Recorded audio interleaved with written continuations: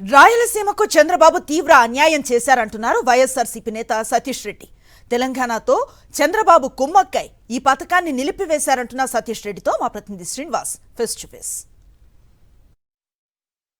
రాయలసీమకి కృష్ణా జలాలను తీసుకురావాలని వైఎస్ జగన్మోహన్ రెడ్డి తలపెట్టినటువంటి రాయలసీమ లిఫ్ట్ ఇరిగేషన్ స్కీమ్ని చంద్రబాబు నాయుడు అదేవిధంగా పక్క రాష్ట్రంలో ఉన్నటువంటి ముఖ్యమంత్రి ఇద్దరూ కలిసి దానికి సమాధి కట్టినటువంటి పరిస్థితి ఉంది.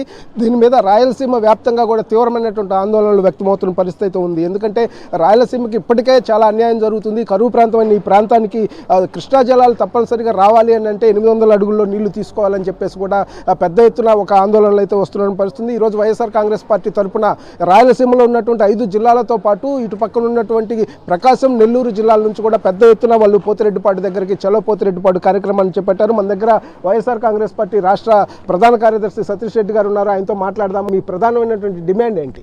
రాయలసీమ ఎత్తిపోతల పథకం 3 టీఎంసీల నీళ్లు పోతిరెడ్డిపాడు కింద నుంచి 800 అడుగుల నీటి మట్టం లెవెల్ నుంచి ఎత్తిపోసి పోతిరెడ్డిపాడుకు నీళ్లు తీసుకుని వచ్చేటువంటి కార్యక్రమం జగన్మోహన్ రెడ్డి గారు చేపట్టారు. దాన్ని అడ్డుకునేదానికి రకరకాల ప్రయత్నాలు చేశారు.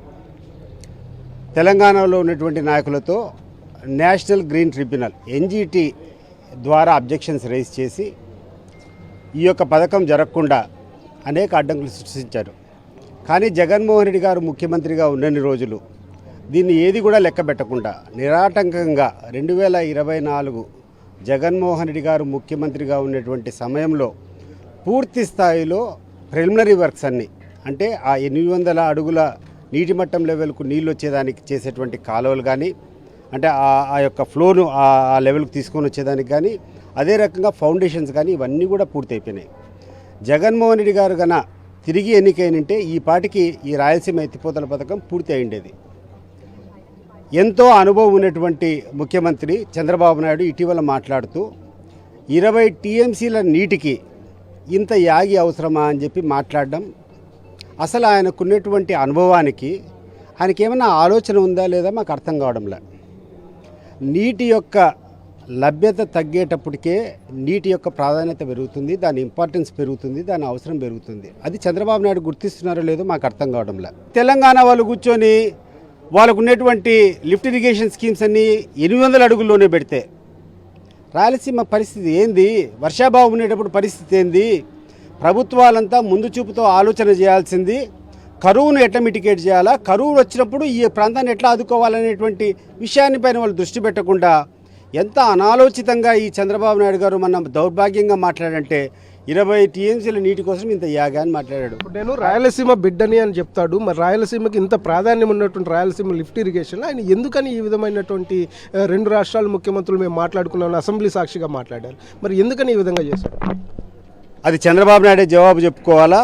కానీ దౌర్భాగ్యం ఏంటంటే ఇప్పటి వరకు రేవంత్ రెడ్డి ఇచ్చినటువంటి స్టేట్మెంట్కు నా స్టాండ్ ఇది, నేను ఇట్లా లాలూచి పడలేదు, లేదు నేను కనీసం తెలంగాణతో ఎటువంటి చీకటి ఒప్పందం లేదని చెప్పి స్పష్టం చేయాల్సినటువంటి బాధ్యత చంద్రబాబు నాయుడు మీద ఉంది.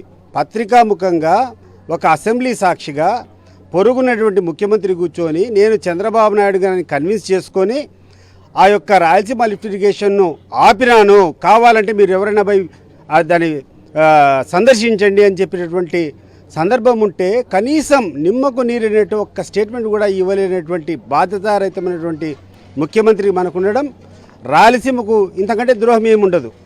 అండ్ చంద్రబాబు నాయుడు గారికి మరీ చెప్తున్నాను, చంద్రబాబు నాయుడు గారు 20 టీఎంసీలు కాదు, గతంలో పులివెందుల్లో ఒకసారి కరువు వచ్చినప్పుడు సింహాద్రిపురంలో ఉన్నటువంటి చీనీ చెట్లను బతికించేదానికోసం ఒక 0.2 టీఎంసీ అంటే 1%. ఈరోజు నువ్వు 20 టీఎంసీలు అంటున్నావు కదా, దాంట్లో 1% మాత్రమే ఇచ్చి ఆ రోజు సింహాద్రిపురంలో అంతా కాపాడుకోగలిగినాం.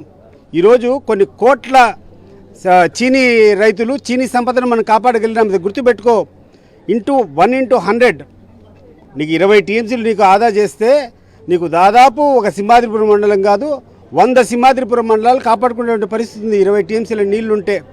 నీటి యొక్క అవసరం ఎప్పుడు కూడా కరువులోనే ఉంటుంది.